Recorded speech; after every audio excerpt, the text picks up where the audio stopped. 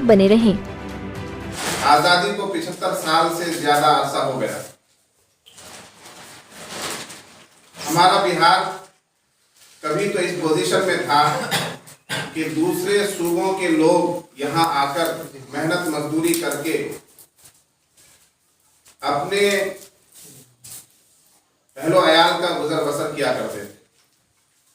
कभी तो बिहार की यह हालत थी कि बिहार की जीडीपी हिंदुस्तान के अव्वलीन सूबों में शामिल थी, लेकिन इस अरसे दराज में आज़ादी के बाद बिहार की तरक्की तो नहीं हुई, बिहार तनज़्ज़ुल की तरफ ही बढ़ता गया और दीगर सूबे जो उस वक्त बिल्कुल मुफलिसी के हाल में थे, जिनके पास पैसा नहीं था, जिनके पास कारोबार नहीं था, जिनके पास रोजगार नहीं था, जिनके पास पानी नहीं था, बिजली नहीं थी, वो सूबे आज बहुत आगे बढ़ गए हैं।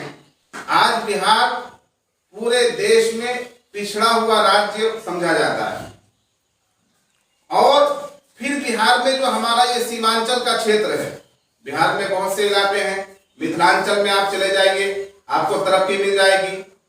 मुजफ्फरपुर बेगूसराय से आगे बढ़ेंगे, भोजपुर के इलाके में पहुंचेंगे, मगध के इलाके में पहुंचेंगे तो आपको तरक्की मिलेगी, प्लांट मिलेंगे, फैक्ट्रीज मिलेंगी, लोगों के पास रोजगार है। लेकिन सीमांचल जो बिहार का क्षेत्र है, ये सबसे ज्यादा पिछड़ा हुआ है। यहाँ रोजगार के नाम पर कुछ नहीं है, यहाँ लोगों के पास वसाइल नहीं है, यहाँ लोगों के पास तालीम नहीं है, यहाँ हेल्थ सुविधा नहीं है। सेहत के एतबार से ये इलाका बहुत पीछे है, तालीम में बहुत पीछे है, रोजगार में बहुत पीछे है। पूरे हिंदुस्तान में सबसे पिछड़ा हुआ अगर कोई क्षेत्र है तो वो हमारा ये सीमांचल क्षेत्र है। इसके जिम्मेदार कौन लोग हैं? हम दूसरों को क्यों कसूरवार ठहराएं? हमारी बिहार हुकूमत अव्वलीन जवाबदेह है और सबसे पहली जिम्मेदार है सीमांचल को पिछड़ा रखने में। इसलिए अब हम सीमांचल वासियों ने यह फैसला किया कि हम लोग बिहार हुकूमत से बराबर का हिस्सा लेना चाहते हैं। अब हमें भीख नहीं चाहिए, अब हम धरना देते देते थक चुके हैं, सड़कों पर निकलते निकलते हम परेशान हो गए हैं, एहतिजाज ही अब हमारा मुकद्दर नहीं रहा। इसलिए अब हम ये चाहते हैं कि गुलामी नहीं, दरबार में हिस्सा लेंगे सरकार में।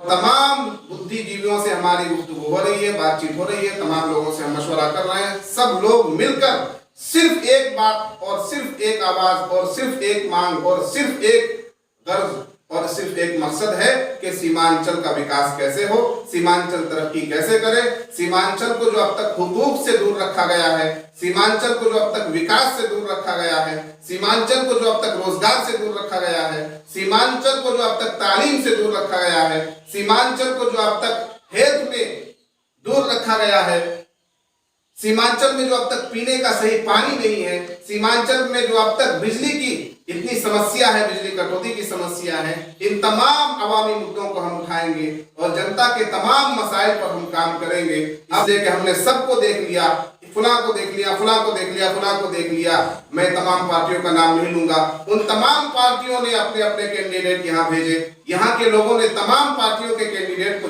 जिता कर भेजा, लेकिन सब लोगों ने हमारे साथ सौतेला व्यवहार किया। अभी एक तंजीम है, एक एनजीओ है और